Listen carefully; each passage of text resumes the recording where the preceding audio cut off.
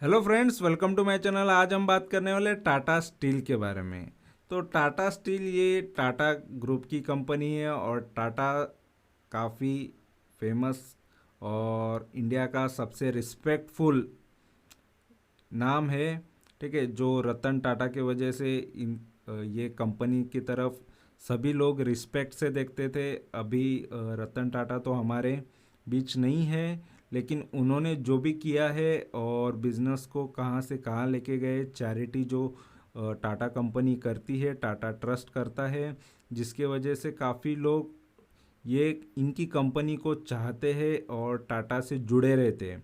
क्योंकि मेजॉरिटी जो उनकी इनकम है वो गरीबों के लिए दान होती है, उनके हेल्थ के लिए दान हो जाती है, डोनेट होती है। तो इस वजह से टाटा जी को काफ़ी रिस्पेक्ट मिलता है आया है और काफ़ी लोग इनके शेयर्स भी लेते रहते हैं। तो फिलहाल देखो, टाटा के काफ़ी कंपनीज मेरे पास भी है, जिसके अंदर टाटा स्टील जिसकी हम अभी बात कर रहे हैं, तो रतन टाटा जी की ये जो कंपनी है। और यहाँ पर देखेंगे वेबसाइट पे इनके आया हूँ, तो यहाँ पर अभी इनका डेट ऑफ बर्थ और जिस दिन वो इस दुनिया को छोड़ के चले गए, 9 अक्टूबर 2024 यहाँ पर बताया हुआ है। और फिलहाल कंपनी करती क्या है, कंपनी का बिजनेस कैसा है, सारी चीज़ें। टाटा स्टील का काफ़ी नाम है, टाटा स्टील हर जगह है। ठीक है, बड़े से बड़े अगर कोई कंस्ट्रक्शन हुए हैं, कोई डेवलपमेंट हुआ है, वहाँ पर टाटा का स्टील यूज़ हुआ है। ठीक है, तो काफ़ी वो बाहर की कंट्रीज़ में, यूरोप हो, साउथ अफ्रीका, साउथ एशिया हो, अमेरिका हो, हर जगह यहाँ पर आपको टाटा का स्टील पहुंचा हुआ नज़र आएगा। ठीक है, तो यहाँ पर ये सारी चीज़ें बताई हुई है। और अगर हम देखते हैं तो यहाँ पर कंपनी के बारे में काफ़ी कुछ यहाँ पर ऑलरेडी बताया हुआ है, तो आप अगर जाके देखना है तो देख सकते हैं। लेकिन ये स्टील के अंदर है और स्टील में भी अगर हम इनके प्रोडक्ट के अंदर देखेंगे तो यहाँ पर मेन्यू में आपको नज़र आ जाएगा कि किस टाइप के स्टील ये बनाती है। ठीक है, और प्रोडक्ट्स एंड सॉल्यूशन यहाँ पर आप देख सकते हो। ठीक है, इंडिया, यूरोप, साउथ, और यहाँ पर सब कुछ यहाँ पर आपको नज़र है। जैसे अगर हम इंडिया में देखते हैं तो कौन से इनके प्रोडक्ट है, सेगमेंट है, सॉल्यूशंस है, तो यहाँ पर काफ़ी कुछ बड़ा बड़े प्रोडक्ट्स है और काफ़ी कुछ यहाँ पर आपको देखने मिल जाएगा। इस वजह से यहाँ पर मैंने कहा कि अगर आपको देखना है तो आप यहाँ पर जाके कंप्लीटली डिटेल देख सकते हो।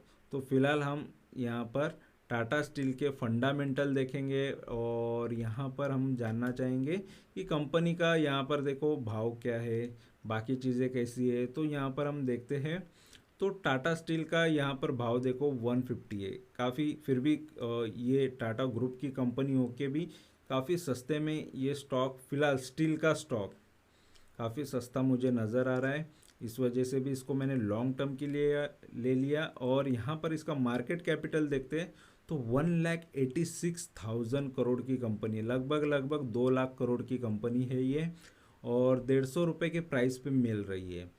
117 का लो था ये, रिसेंटली काफ़ी नीचे था अभी कुछ दिनों पहले। और यहाँ पर देखेंगे 185 तक भी गया था ये स्टॉक, वहाँ से थोड़ा ये करेक्ट भी हुआ है।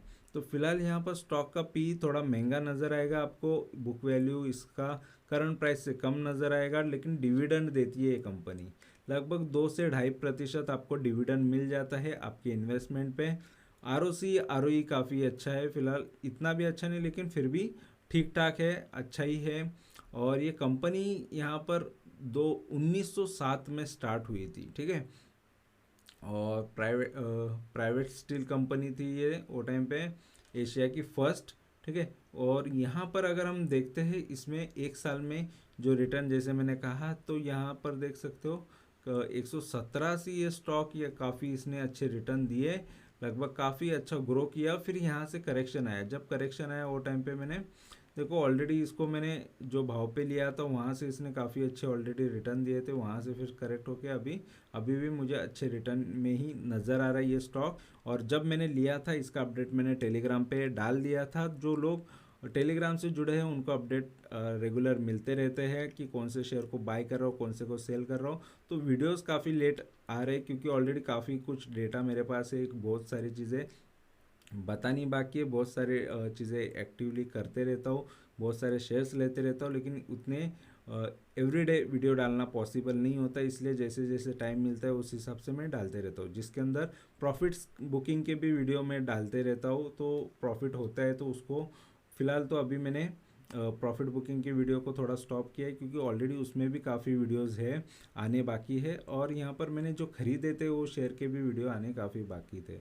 इस वजह से फ़िलहाल तो अभी जो शेयर्स खरीदे हैं उनके बारे में बता रहा हूँ। और यहाँ पर देखेंगे 3 साल में ये स्टॉक देखो काफ़ी 132 से ये गिरा था, ठीक है, 85 हुआ, 85 से ये स्टॉक ने फिर से अच्छे रिटर्न दिए। और अगर 5 साल की बात करेंगे तो 5 साल में भी देखेंगे तो 40 रुपये का स्टॉक हुआ करता था टाटा स्टील का। और यहाँ पर देखेंगे तो 2020 में कोरोना में तो ये स्टॉक की हालत काफ़ी बुरी हो गई थी, लगभग 25 रुपये का स्टॉक मिला कर रहा था, ठीक है। तो काफ़ी ख़राब हालत ये टाटा स्टील की 2020 में हुई थी। उसके बाद यहाँ पर स्टॉक ने देखो काफ़ी मल्टी बैगर रिटर्न दे दिए, 6-7 गुना रिटर्न इसने दे दिए। 20-25 रुपये से ये 150 तक गया था, वहाँ से फिर थोड़ा सा करेक्शन आया, फिर अभी फिर से ऊपर की तरफ हमको नज़र आया। और 10 साल की बात करेंगे तो 10 साल में भी 45 रुपये से यहाँ पर ये जो स्टॉक है अगर हम देखते हैं 20 रुपये तक गया, और 20 रुपये से ये जो स्टॉक है 20 से इसने काफ़ी मल्टी वगैरह रिटर्न दिए थे 10 साल के अंदर भी। और अगर हम मैक्स की बात करेंगे तो मैक्स में 2005 से अगर देखते हैं तो 34 रुपये से शेयर ने काफ़ी अच्छे पहले स्टार्टिंग में रिटर्न दिए थे, लगभग 88 गया था 2007 तक।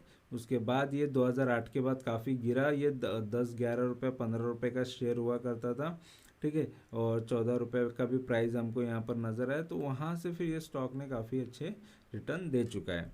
और यहाँ पर हम देखते हैं पीयर कंपैरिजन की बात करेंगे तो जेएसडब्ल्यू स्टील फिलहाल तो मार्केट कैपिटल की वजह से टॉप की कंपनी है ये सेक्टर के अंदर, लार्ज स्टील लार्ज के अंदर, ठीक है। जेएसडब्ल्यू स्टील के बाद यहाँ पर टाटा स्टील कंपनी है, फिर उसके बाद ये बाकी अदर कंपनीज के नाम यहाँ पर आपको नज़र आएंगे।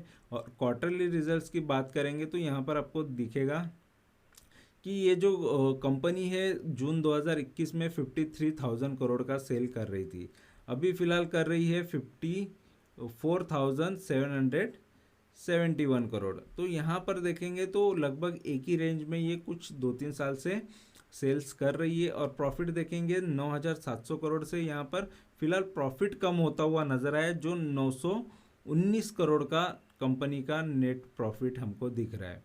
तो यहाँ पर नुकसान ज़्यादा हुआ है तो वो एक्सपेंस के वजह से हुआ है। यहाँ पर देखेंगे 2021 में एक्सपेंस कम था, जितना सेल था उसके मुकाबले एक्सपेंस कम था, और यहाँ पर देखेंगे एक्सपेंस बढ़ गया तो कंपनी को थोड़ा प्रॉफिट भी कम हो गया, ठीक है। तो ये चीज़ें भी इम्पैक्ट करती है। और अगर हम देखते हैं तो अभी फ़िलहाल देखो इसके अभी रिज़ल्ट आने वाले हैं 6 नवंबर को, 6 नवंबर 2024 को, ठीक है। और अगर हम प्रॉफिट एंड लॉस देखते हैं तो मार्च 2013 से लेके और 2024 तक इसके सेल जो है 1,34,000 करोड़, लगभग 1,35,000 करोड़ का सेल कर रही थी 2013 में वो टाइम पे, और अभी कर रही है 2,30,000 करोड़ के आसपास, 29,000 करोड़ है, 2,29,000 करोड़ का कंपनी सेल कर रही है फ़िलहाल। और यहाँ पर देखो स्टार्टिंग में कंपनी लॉस कर रही थी, और लॉस के पीछे वजह वही होती है कंपनी के एक्सपेंसेस, कंपनी के अदर जो खर्चे होते हैं उसकी वजह से भी कंपनी को नुकसान होता है। लेकिन बीच में कंपनी ने काफ़ी लॉस भी 1-2 बार किए हुए, यहाँ पर 1-2 और 3 से 4 बार यहाँ पर कंपनी का लॉस दिखा, फिर यहाँ पर ये लास्ट इसमें भी अभी 2024 में भी लॉस ही नज़र आया है। और उसके पीछे भी वजह यही है, देखो अदर जो इनकम यहाँ पर बताया गया वहाँ पर भी 6,000 करोड़ का नुकसान हमको यहाँ पर दिख रहा है। तो इन कुछ नुकसान की वजह से, और इंटरेस्ट जो बैच कंपनी का खर्चा अदर, जैसे मैंने कहा अदर एक्सपेंसेस की वजह से भी कंपनी को नुकसान होता है, डेप्रिसिएशन, ये सारी चीज़ें मिलाने के बाद कंपनी को यहाँ पर नुकसान 4,900 करोड़ का हुआ है। तो ये सारी चीज़ें इम्पैक्ट करती है शेयर प्राइस गिरने के लिए। तो यही चीज़ें आपको पता होना चाहिए। और 10 साल से देखेंगे ये स्टॉक में जिसने भी इन्वेस्ट किया है तो उसको 12% के सालाना रिटर्न दिया है, यानी इन्वेस्टर नुकसान में नहीं है। 12% तो इजीली मिल रहे थे उसको, जो कि एफडी से भी बेटर रिटर्न है। और 5 साल से जो इन्वेस्टेड है उसको 30% सालाना रिटर्न दिए, तो ये भी बहुत बेहतर रिटर्न है। 3 साल से थोड़ा कम रिटर्न है, 4% सालाना का रिटर्न है। 1 साल में 27% का रिटर्न है, तो 1 साल के भी रिटर्न अच्छे ही है। बैलेंस शीट की बात करते हैं तो देखो बैलेंस शीट में नज़र आएगा ये कंपनी का रिजर्व जो है 90,000 करोड़ का है फिलहाल अभी। और अगर हम देखते हैं इस पे लोन, तो लोन हमको नज़र आएगा 87,000 करोड़ का। तो कंपनी पर लोन और रिजर्व के मुकाबले देखेंगे तो अभी बोरोइंग जो है थोड़ा बढ़ रहा है और यहाँ पर रिजर्व थोड़ा घट रहा है। ठीक है, फिर भी मैनेज है कर सकती है कंपनी फिर भी, लेकिन अभी लोन अगर हम देखा जाए तो कंपनी ने अभी लॉस किया है, लेकिन ये यहाँ पर लॉस और प्रॉफिट होते रहता है ये कंपनी के साथ, ऐसा हमने देखा है। और यहाँ पर देखेंगे ये कंपनी में कौन कौन लोग इन्वेस्टेड है और कितने शेयर्स किसके पास है। तो फिलहाल प्रमोटर के पास सबसे फिलहाल अभी भी ज़्यादा शेयर्स है, जैसे कि 33%। और प्रमोटर के अंदर ऑनर्स आते हैं। और एफआईएस फॉरेन के इन्वेस्टर के पास भी काफ़ी ज़्यादा यहाँ पर होल्डिंग है ये स्टॉक की, ये शेयर की 19% तक है।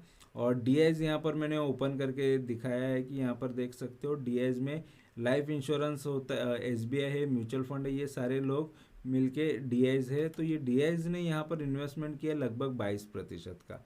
मतलब अगर सेकेंड नंबर किसी का है तो वो डीआईज का है। तो बड़े इन्वेस्टर का यहाँ पर पैसा लगा हुआ है। यहाँ पर प्रोमोटर के बाद यहाँ पर डीआईएस की सबसे ज़्यादा होल्डिंग, फिर यहाँ पर फॉरेन के। तो ये तीनों बड़े इन्वेस्टर्स होते हैं और इनके पास अच्छा खासा यहाँ पर टाटा स्टील की होल्डिंग है। फिर पब्लिक के पास लगभग 24% का है और उसके अंदर गवर्नमेंट ने भी थोड़ा बहुत इन्वेस्टमेंट किया हुआ है। ठीक है, तो फिलहाल यहाँ पर मुझे सारी चीज़ें तो देखो कंपनी में 19-20 तो होता ही है हर किसी कंपनी में, लेकिन मेजॉरिटी चीज़ें तो कंपनी में अच्छी ही है। सेल्स कंपनी अच्छा करती है, प्रॉफिट देखो कभी प्रॉफिट कम ज़्यादा होते रहता है, एक्सपेंसेस सडनली कभी बढ़ जाते हैं, लेकिन कंपनी काफ़ी लॉन्ग टर्म है और रिस्पेक्टफुल यहाँ पर इंडस्ट्रीज की कंपनी है, जो रतन टाटा जी की कंपनी है।